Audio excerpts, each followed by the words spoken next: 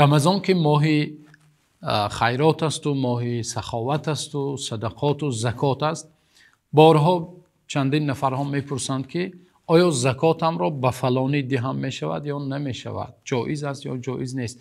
یا بعضی نفرها چندین بار پرسیدند که آیا زکاتم را به یک نفری که از بانک قرض گرفته است و قرضش را پرداخت کردن نمیتواند، البته قرضی چه است ریبوی است، با ریبا قرض گرفته است و قرضش را پرداخت کردن نمیتواند، آیا زکاتم را به همان دهم یا نه گفته بسیار میپرسند. ببینید یک قاعده یا یکی از قاعده های مهم یا اینکه یکی از آداب های بسیار نازکی زکات یا خیرات را برایتان میگویم که الله سبحانه و تعالی در قرآن کریم برای ما و شما بیان کرده است و پیامبر صلی الله علیه و سلم در حدیث مبارک خود فرمودند. الله میگوید للفقراء الذين احصروا في سبيل الله لا يستطيعون ضربا في الارض يحسبهم الجاهل اغنياء من التعفف تعرفهم بسیماهم لا يسألون الناس الحافا. الله میگوید صدقات شما یعنی خیرات و زکات شما برای آن نیازمندان باشد که آنها خودشان را در راه الله بخشیدند و آنها تجارت کردن نمیتوانند، مال زیاد کسب کردن نمیتوانند، بله درست و کوشش میکنند و عرق جبینش با عرق جبینش یک مبلغ کم باشد هم زحمت کشیده جستجو میکند مییابد لقمه حلال را. اما مال زیاد امروزه که مشکلات زندگی بسیار وزنین شده است و زیاد شده است در حیاتش در زندگیش به یک مشکلات دچار شده است، بنابراین او مال زیاد کسب کردن نمیتواند و الله وصف آنها را ببینید. این نیازمندان را الله میگوید یحسبهم الجاهل اغنیاء من التعفف، انسانی که از حال آنها از حقیقت آنها خبر ندارد او را از پرهیزگاریش از یک ناموسش که او از مردم زیاد طلب نمی کند، به نزد او به نزد این و آن رفته سر خم نمی کند، دست دراز نمی کند، به عفت است به ناموس است، از همه پول و مال طلب نمی کند. انسانی که از او بیخبر است از حقیقت امر او بیخبر است او را یک انسان بینیاز انسان بای گمان می کند. یعنی او همین خیل عزت نفسش بلند است، البته کبر ندارد، معنای تعفف یعنی به عفت بودن به ناموس بودن متکبر بودن نیست. او پرهیز میکند، طمعجو نیست، طمع نمیکند.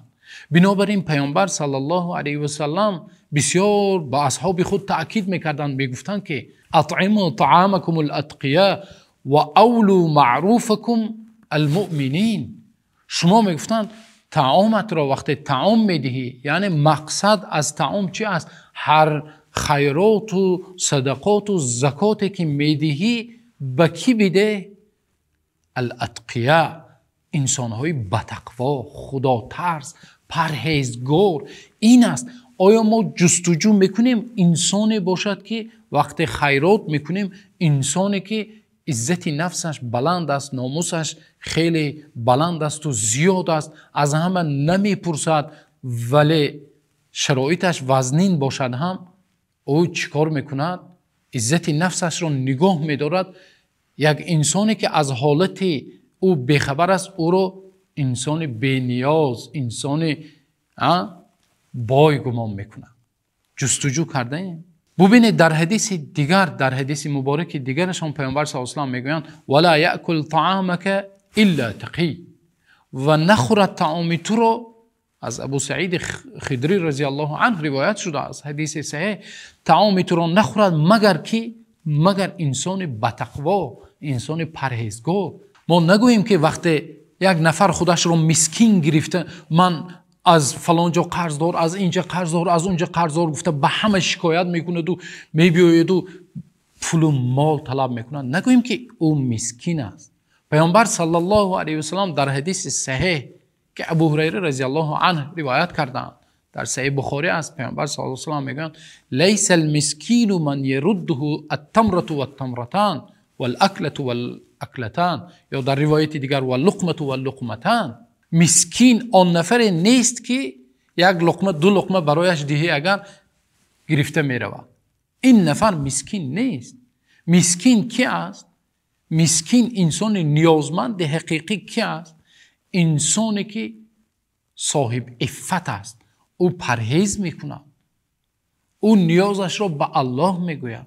بیایید در این ماه مبارک، در این ماه سخاوت، در این ماهی که ما و شما زکاتهای خود و مال خود را میبراریم، انسانهای پرهیزگار، انسانهای خدا ترس، انسانی که از الله میترسد، انسانی که بسیار بناموس است، انسانی با حیا است، به در همه نمیرود، به مال همه طمع نمیکند، انسانی که خودش را بسیار نگاه میدارد و در راه الله خودش را بخشیده است، آنها را جستجو کنیم.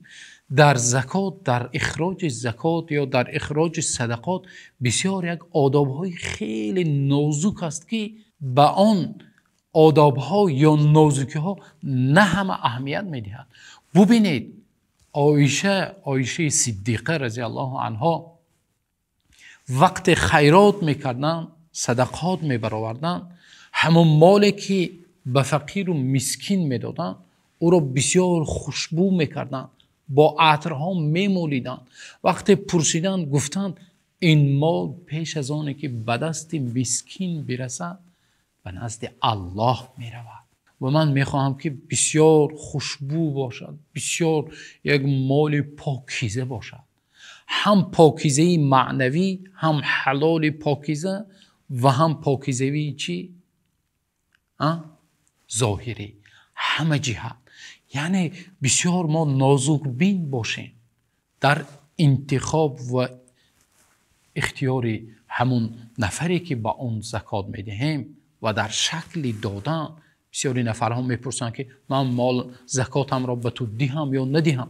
ترس زکات دادن یا صدقات دادن چنین نمیشود. وقت ما زکات مالمان را، خیرات و صدقاتمان را به انسان خدا ترس و پرهیزگار میدهیم، انسان بتقوا را جستجو کرده به او میدهیم، ببینید یک چند فایده دارد. اولش این که اگر او سزاوار همون زکات نباشد هم، از ترسش و از خوف الله که او انسان بتقوا است او را گرفته نمیخورد و انسان یک سزاوار برده میرساند انشاءالله. و اگر سزاوار همون زکات باشد، آن مالی که شما میدهید، خواه زکات باشد خواه صدقات باشد، او را گرفته در راه الله، در طاعت و عبادت الله خرج میکند و هر طعامی که از آن خریده میخورد او چیکار میکند؟ طاعت و عبادت میکند و در حق شما دعا میکند و دعای او انشاءالله مستجاب است، در حق شما دعاش اجابت میشود. ببینید فایده های آن نفری که زکاتش را به شخص پرهیزگار و خدا ترس میدهد. الله حق سبحانه و تعالی در این ماه مبارک همه خیرات ما و شما و سخاوت ما و شما و صدقات و زکات ما و شما را به درگاه بی‌نیاز خود بپذیرد تا نوار آینده. الله نگهبانتان باشد.